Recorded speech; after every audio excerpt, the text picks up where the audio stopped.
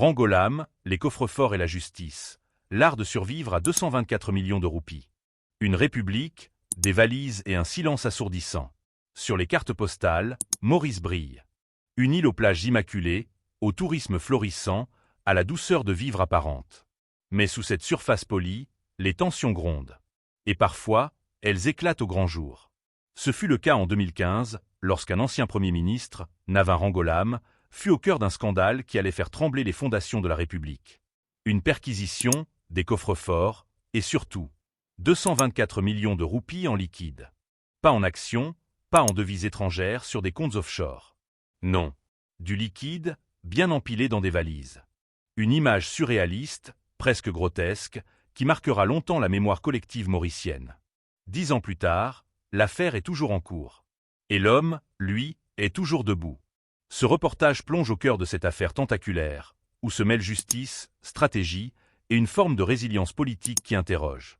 Partie I, la découverte, un montant, une énigme. Février 2015. Navin Rangolam vient tout juste de quitter le pouvoir après une élection législative qui le voit balayé par l'Alliance Le PEP. L'ex-premier ministre se retire alors dans ses résidences. Mais ce n'est pas le moment de repos espéré. Très vite, la police intervient. Une perquisition est ordonnée à Riverwalk, puis à Port-Louis. Ce qu'ils y trouvent semble tout droit sorti d'un film de mafia. Des valises, des malles, des enveloppes. Et à l'intérieur, des liasses. Des liasses de billets, de roupies, d'euros, de dollars, de livres. En tout, 224 millions de roupies. En espèces. Sans provenance officielle. Sans trace comptable. Les images fuitent, envahissent les médias. L'opinion publique est choquée, médusée. Qui garde une telle somme chez lui? Et pourquoi? Les réponses tardent. Rangolam, lui, parle de dons, d'économie personnelle, de moyens pour financer sa campagne. Mais les interrogations demeurent. Partie 2. La machine judiciaire se met en marche entre Fianla et opinion publique. Très rapidement, les autorités enclenchent des poursuites sur la base de la Financial Intelligence and Anti-Money Laundering Act, Fianla. Cette loi, mise en place pour lutter contre le blanchiment d'argent et le financement du terrorisme, fixe des plafonds stricts pour les transactions en liquide. Les accusations pleuvent, 23 chefs d'inculpation. Chacun correspondant à une infraction présumée à la Fianla.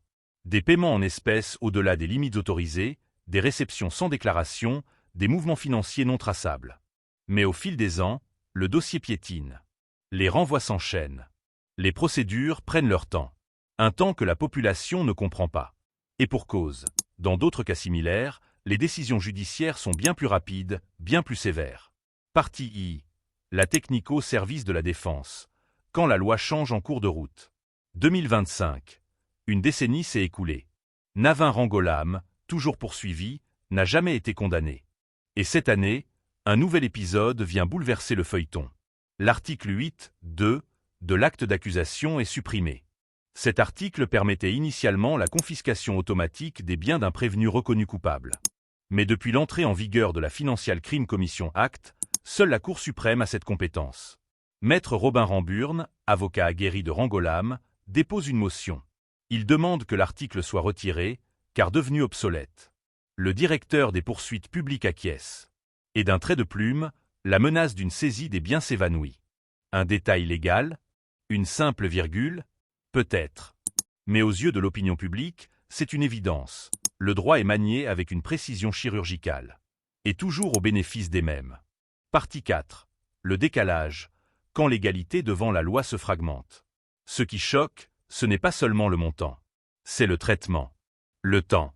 L'impression d'une justice à deux vitesses. D'un côté, des citoyens ordinaires, parfois condamnés pour quelques milliers de roupies. De l'autre, un ancien Premier ministre, qui voit les charges s'éroder lentement mais sûrement. La stratégie est claire, dépolitiser les charges, les réduire à des questions techniques, faire durer le procès jusqu'à l'essoufflement. Rangolam apparaît alors non pas comme un coupable en sursis, mais comme un survivant en stratégie. Chaque comparution est millimétrée. Costume sombre, ton ferme, entourage discret mais visible. Il n'a pas l'air abattu, mais en campagne. Comme s'il transformait son procès en pré-campagne. Partie V. Et après, entre résilience et interrogation démocratique. Les charges persistent. La procédure suit son cours. Mais au-delà du cas Rangolam, ce dossier révèle les failles d'un système. Un système où la loi peut être contournée, modifiée, réinterprétée. Et où la morale politique semble parfois facultative. Les citoyens, eux, regardent, s'interrogent, se lassent. Car que vaut la loi si elle n'est pas appliquée avec la même rigueur pour tous? Que vaut la démocratie si ceux qui l'ont dirigée semblent pouvoir s'en extraire? Fin. Appel à l'interaction. Et vous, chers abonnés d'Infomore, qu'en pensez-vous? Ce dossier est-il un symptôme d'une justice à deux vitesses?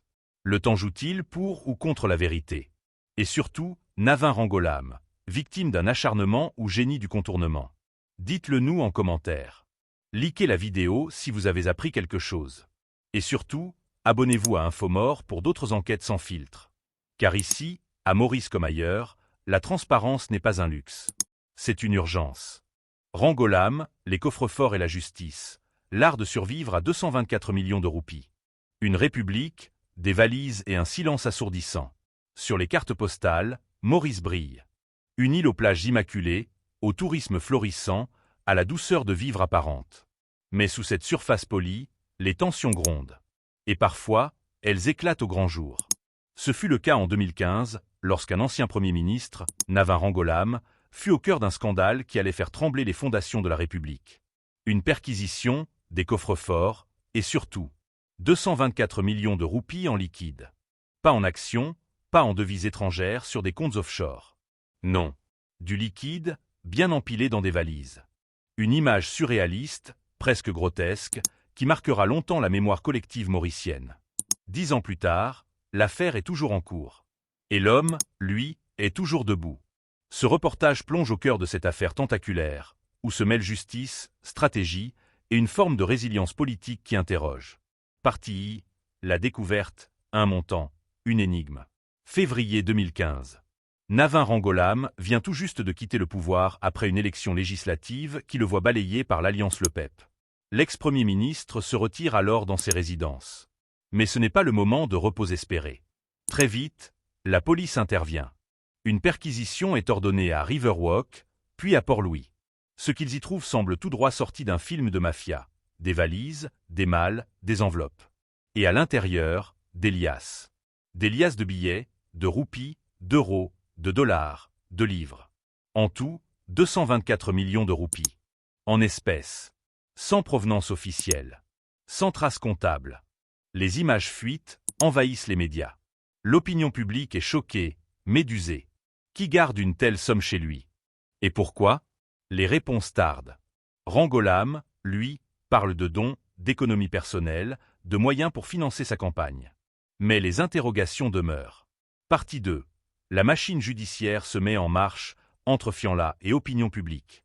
Très rapidement, les autorités